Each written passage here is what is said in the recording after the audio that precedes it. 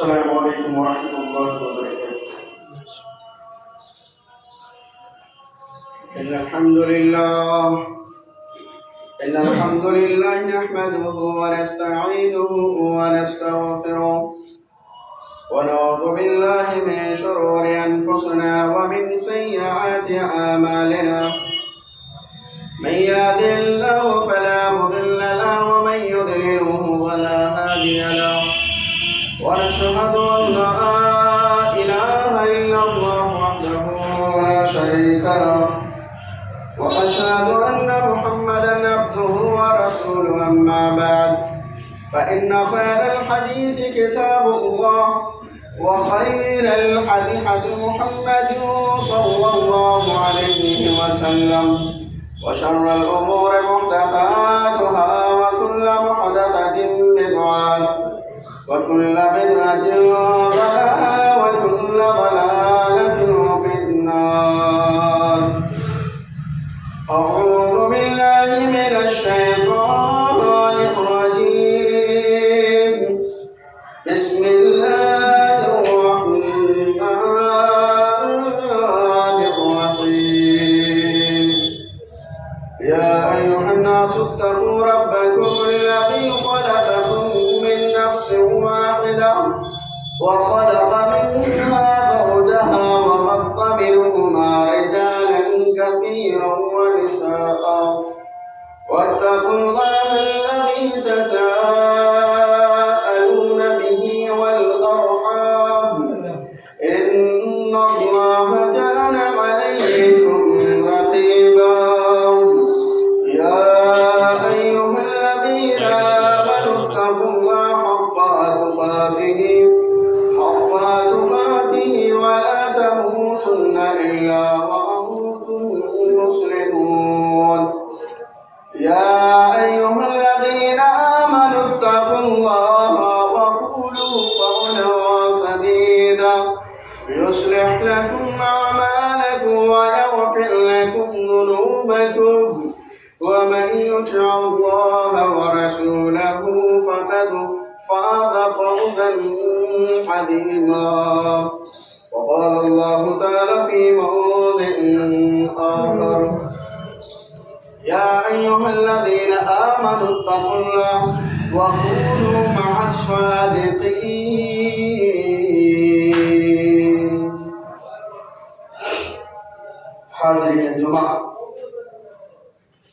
میرے عزیز ساتھیوں اور بزرگوں، قوم و ملت کے نوجوانوں و دیگر سامعین اکرام،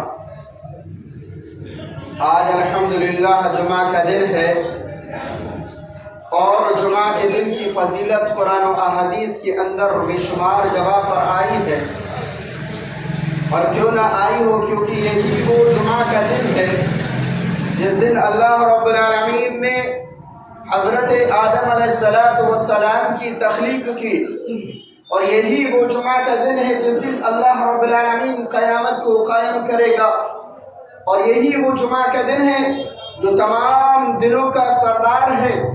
اور اللہ کے نبی جناب محمد رسول اللہ صلی اللہ علیہ وسلم نے فرمایا کہ جو شخص جمعہ کے دن صحیح طریقے سے غسل کرتا ہے، اچھا لباس پہنتا ہے، خوشبو لگاتا ہے، سورہ کہف کی تلاوت کرتا ہے اور اللہ کے نبی جناب محمد رسول اللہ صلی اللہ علیہ وسلم نے فرمایا مسواک کرتا ہے، تو اللہ کے نبی نے خوشخبری سنائی کہ اللہ رب العالمین اس کے ایک جمعہ سے لے کر دوسرے جمعہ کے صغیرہ گناہ کو اللہ رب العالمین معاف کر دیتا ہے.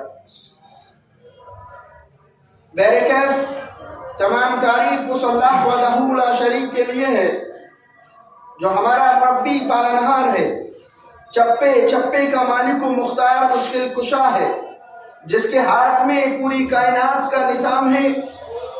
وہ جس طریقے سے چاہتا ہے چلاتا ہے، وہ جسے چاہتا ہے امیر بناتا ہے، جسے چاہتا ہے غریب بنا دیتا ہے، جسے چاہتا ہے لاچار بنا دیتا ہے، جسے چاہتا ہے صحت یافتہ میں تبدیل کر دیتا ہے، اور جسے چاہتا ہے عروج سے زبان سے عروج تک پہنچا دیتا ہے.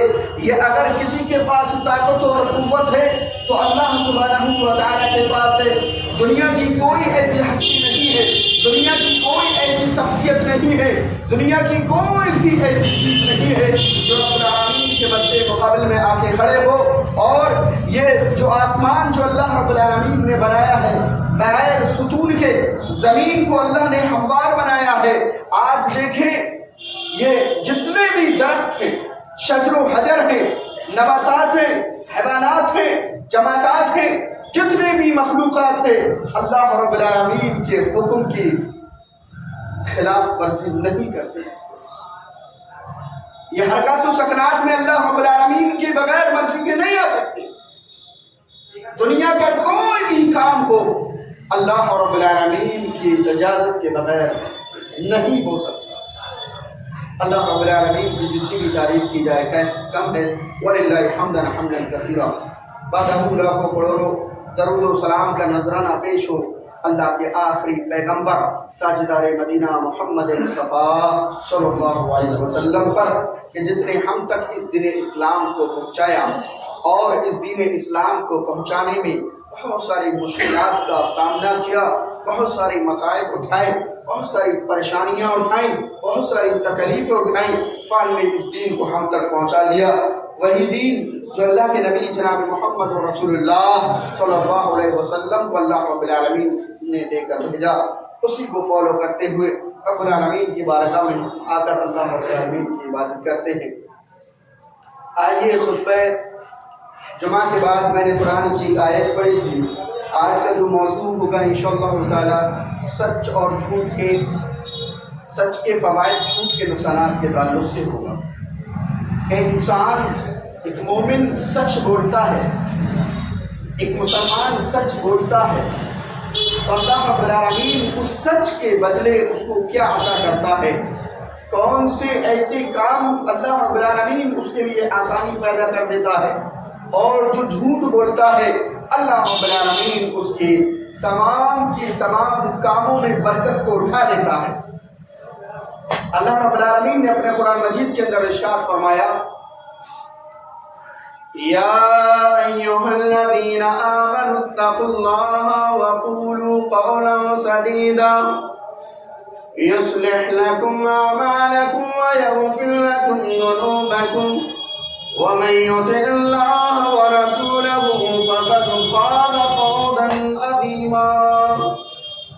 اللہ رب العالمین اس آیت کے اندر ارشاد فرماتا ہے، مومنوں کو خطاب ہو کے متقیوں کو خطاب ہو کے فرماتا ہے، اے مومنوں، اے متقیوں، تم اللہ سے ڈرو۔ یا ایھا الذین آمنوا اتقوا اللہ وقولوا قولا سدیدا، تم اللہ سے ڈرو اے مومنو۔ اگر تم نے اسلام کو قبول کر لیا ہے، اللہ اور اس کے رسول کی فرما برداری کرتے ہو، اللہ اور اس کے رسول پر ایمان لے کر آئے ہو، قرآن جیسی عظیم کتاب پر ایمان لے کر آئے ہو، تو اللہ سے ڈرو، اللہ سے خوف کھاؤ۔ اللہ نے فرمایا وَقُولُوا قَوْلًا سَدِيدًا، اے ایمان والو تم سیدھی صاف ستھری بات کیا کرو، اس کے اندر اپنی طرف سے کوئی چیز بھی ایڈ نہ کیا کرو، اس کے اندر جھوٹوں کی آمیزش نہ کیا کرو۔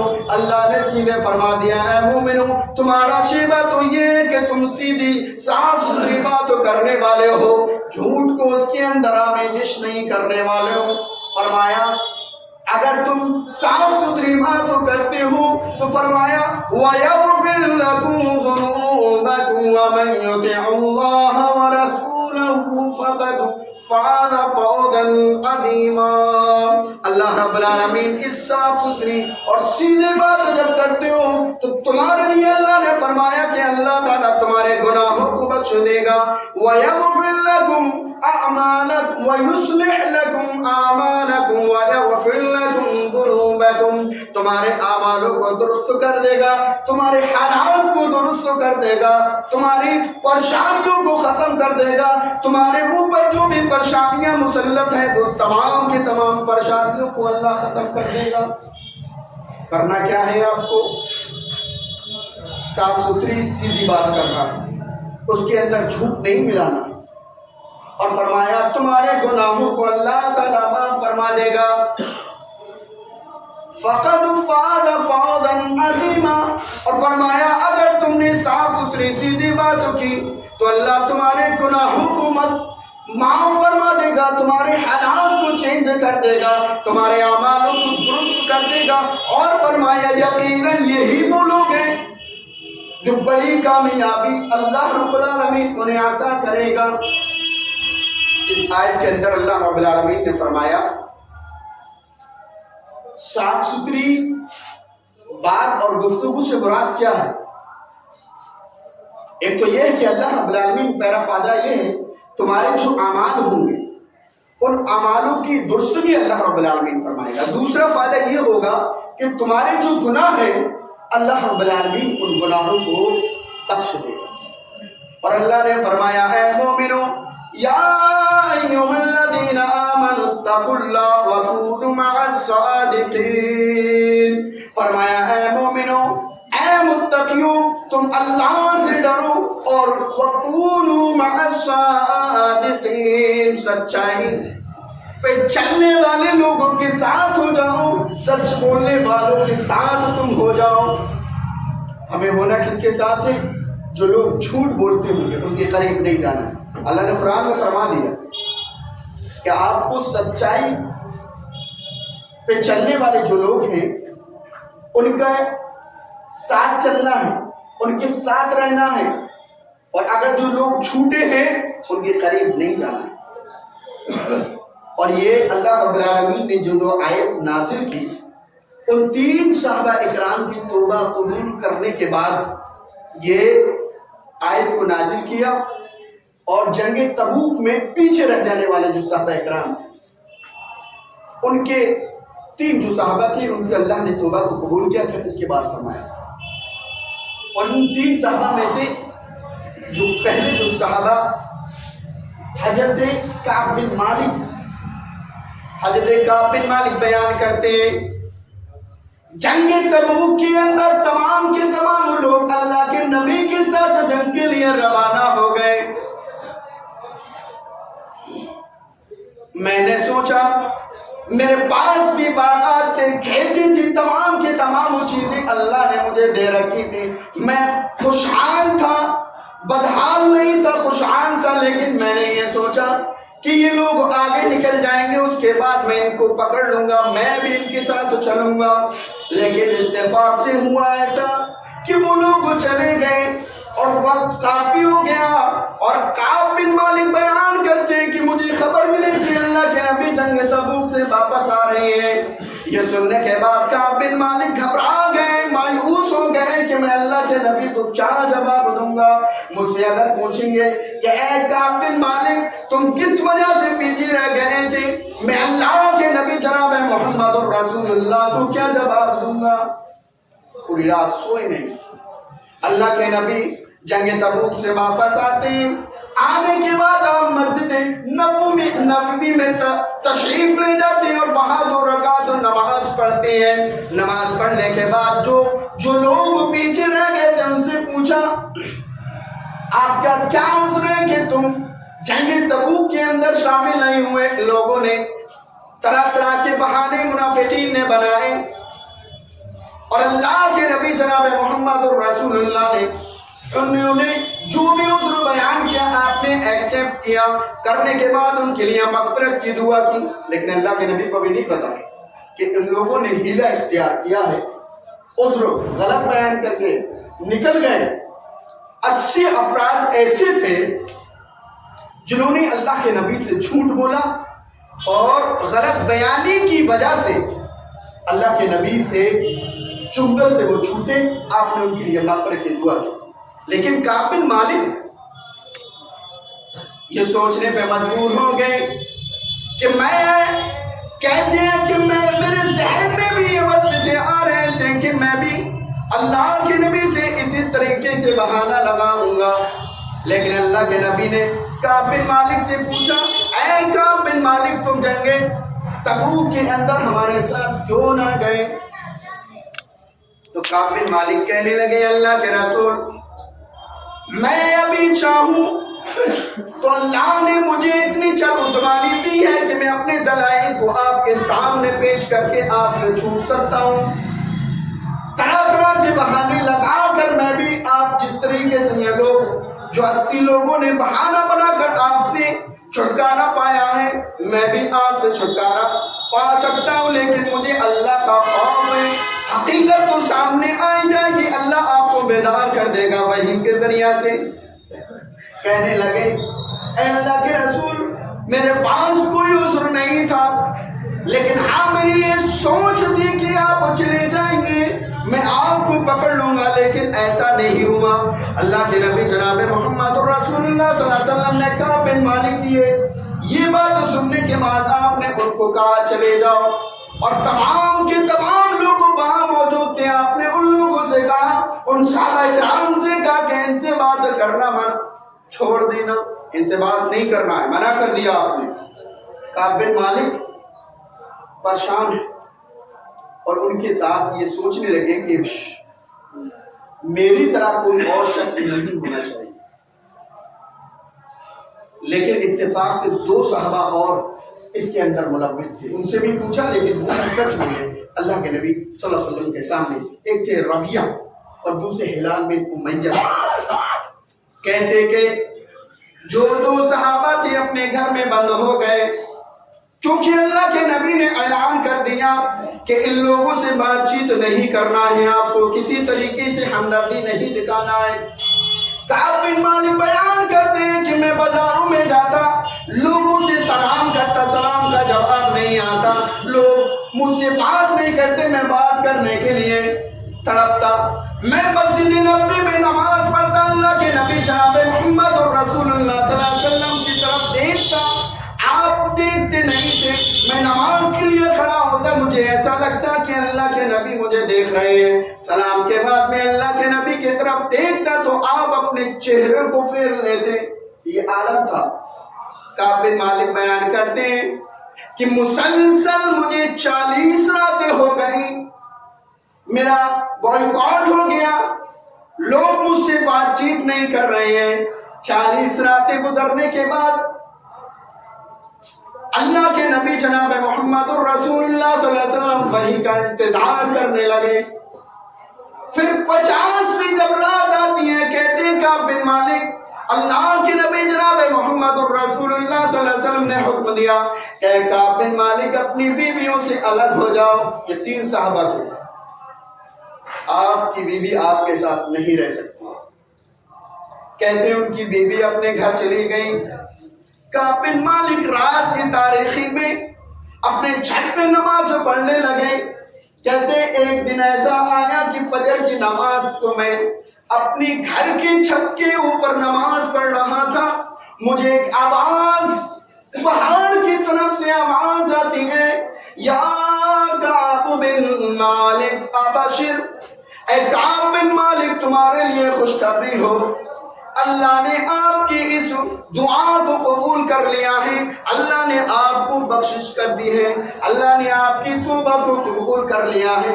اللہ کے نبی جناب محمد الرسول اللہ صلی اللہ علیہ وسلم نے لوگوں کے درمیان اعلان کر دیا, اے میرے صحابہ کعب بن مالک کی اللہ نے توبہ کو قبول کر لیا ہے, اب آپ بات چیت کر سکتے ہیں. لہذا کعب بن مالک جو 50 دنوں سے الگ اور تھلگ, اب اللہ رب العالمین کی طرف سے جب وحی آئی,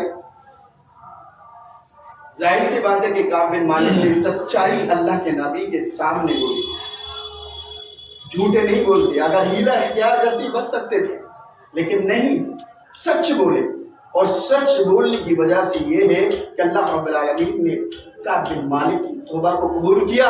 اس کے بعد کعب بن مالک اللہ کے نبی کے پاس اور کہتے ہیں کہ اللہ کے نبی میرے پاس باغات ہیں, میرے پاس اتنی دولت ہے, آپ کے حوالے ہے, آپ پوری کی پوری یہ دولت فقیروں کے اندر صدقہ و خیرات. اللہ کے نبی نے فرمایا ایک کعب بن مالک اپنے پاس بھی کچھ روک لو. تو کعب بن مالک کہتے ہیں خیبر کے اندر جو مجھے مال غنیمت ملا تھا میں اس کے اتنے ہی کافی میرے لیے, باقی آپ کیا کریں, صدقہ و خیرات کریں. پتہ یہ چلتا ہے اس واقعے سے کہ اگر ہم سچ بولیں گے, اگر ہم سچ بولیں تو اللہ رب العالمین ہمارے لیے ذریعہ نجات کا ایک طریقہ پرووائڈ کر دے گا اور ہمیں ہر پریشانیوں سے نکال دے گا۔ یہ اللہ کے نبی جناب محمد رسول اللہ صلی اللہ علیہ وسلم نے، اس لیے اللہ رب العالمین نے قرآن میں فرمایا یا ایھا الذین آمنوا اتقوا اللہ وکونوا مع الصادقین، اے لوگو اللہ سے ڈرو اور سچ بولنے والوں کے ساتھ رہو۔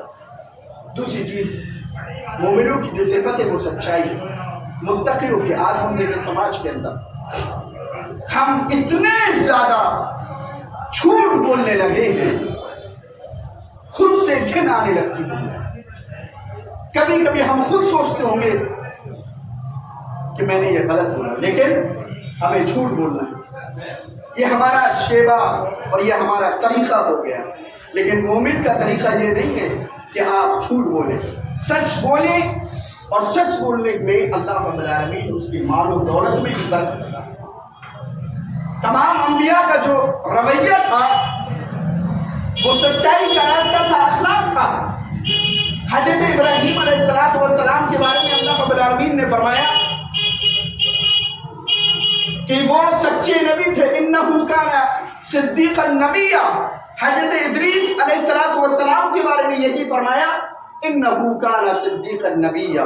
اور اس کے بعد موسیٰ علیہ السلام، حضرت ابراہیم علیہ السلام کے بھی بارے میں فرمایا انہ کان صدیقا نبیا، بے شک یہ جو نبی ہے وہ صدیق سچے ہیں۔ اور اللہ کے نبی جناب محمد رسول اللہ صلی اللہ علیہ وسلم کے بارے میں کہیے، آپ کو پہلے ہی سے لوگ کیا کرتے تھے؟ صادق الامین کے نام سے جانتے تھے۔ روم کے شاہ روم کا جو بادشاہ تھا حضرت ابو سفیان جو تھے، ابھی اسلام کے اندر داخل نہیں ہوتے۔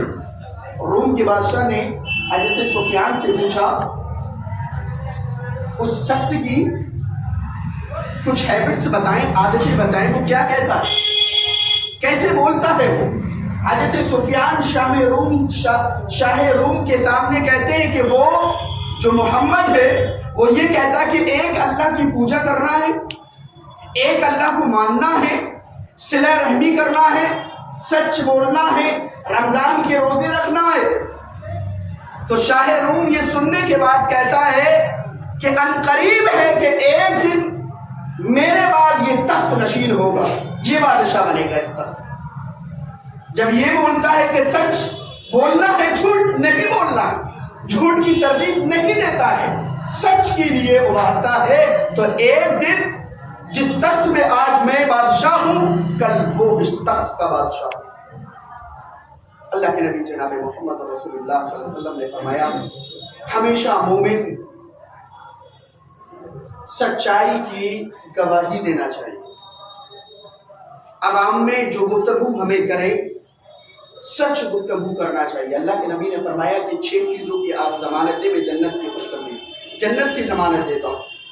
اللہ کے نبی جناب محمد رسول اللہ صلی اللہ علیہ وسلم فرماتے ہیں اے لوگو، جب تم کسی سے وعدہ کرو تو وعدے کو پورا کرو، وعدہ خلافی نہ کرو۔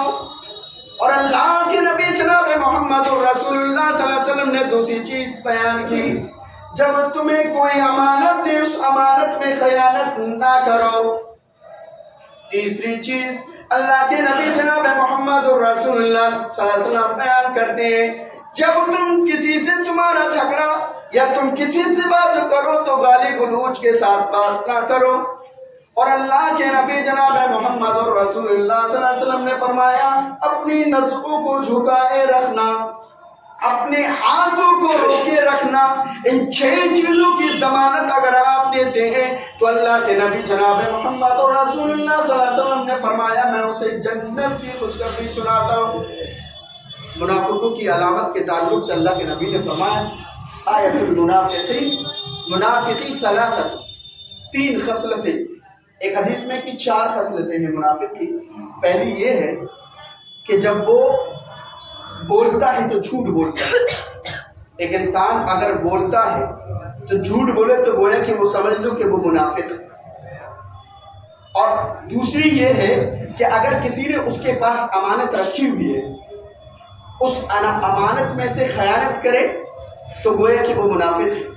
اگر کسی سے کوئی وعدہ کیا اور وعدہ خلافی کیا تو گویا کہ وہ منافق کی ایک علامت ہے۔ 3 ہو۔ اور اللہ کے نبی جناب محمد رسول اللہ صلی اللہ علیہ وسلم نے فرمایا یہ جو علامتیں یہ منافق کی علامت ہے اور منافق کی بات بخشش نہیں ہوتی.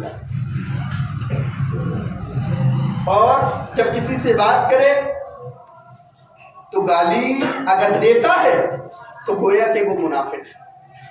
آج ہم دیکھیں سماج کے اندر ہم اگر کسی سے بات کرتے ہیں بات میں گالیاں اپنی زبان سے نکالنا شروع کر دیتے ہیں. بات میں کلام بعد میں پہلے گالی سے اسٹارٹ ہوگا. پہلے گالی سے بات کریں گے اس کے بعد صحیح بات کریں گے. تو یہ منافق کی ایک علامت ہے اور منافق کے بارے میں اللہ رب العالمین نے فرمایا اس کی بخشش نہیں ہے. آج ہم دیکھیں کتنے سارے لوگ ایسے ہیں کہ ان 4 چیزوں کے اندر ملوث ہو. ایک بھی چیز اگر پائی جاتی ہے ان 4 چیزوں میں سے 4 خصلتوں میں سے تو اللہ کے نبی نے فرمایا کہ وہ منافق ہے.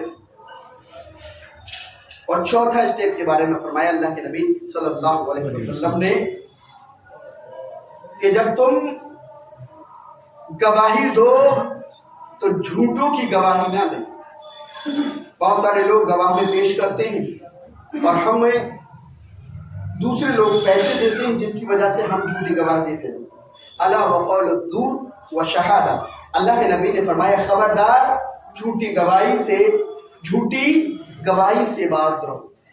جھوٹ نہ بولو, جھوٹی گواہی نہ دو, جھوٹی شہادت نہ دو. یہ اللہ کے نبی جناب محمد رسول اللہ صلی اللہ علیہ وسلم نے فرمایا اور یہ مومنوں کی علامت نہیں ہے. اس سے ہمیں بچنا چاہیے. اور اللہ کے نبی جناب محمد رسول اللہ صلی اللہ علیہ وسلم نے 5واں جو طریقہ بتلایا وہ یہ ہے کہ ہمیں جھوٹی قسم نہیں کھانا چاہیے. کیا ہے جھوٹی قسم کے بارے میں اللہ کے نبی نے فرمایا وَلَا تُحْلِفُوا بِآبَائِكُمْ وَلَا بِأُمَّهَاتِكُمْ وَلَا بِأَنْدَادِ وَلَا بِاللَّهِ وَلَا تُحْلِفُوا إِلَّا بِاللَّهِ. فرمایا اے لوگو آپ اپنے باپوں کی قسم نہ کھائیں. وَلَا تُحْلِفُوا آپ اپنے باپوں کی قسم نہ کھائیں. وَلَا بِأُمَّهَاتِكُمْ اپنی ماؤں کی قسم نہ کھائیں. وَلَا بِأَنْدَادِ اپنے شریکوں کی قسم نہ کھائیں. وَلَا تُحْلِفُوا إِلَّا بِاللَّهِ اگر آپ کو قسم کھانے کی ضرورت پڑی ہے تو اللہ رب العالمین کی قسم کھائیں.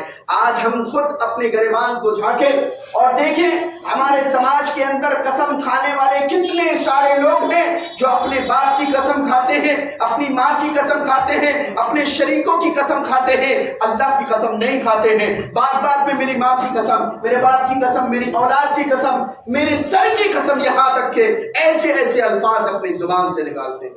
اس لیے اللہ کے نبی نے فرمایا کہ آپ اپنے باپوں کی قسم نہیں کھانا ہے, اپنی ماؤں کی قسم نہیں کھانا ہے, اپنی اولادوں کی قسم نہیں کھانا ہے, اپنے شریکوں کی قسم نہیں کھانا ہے.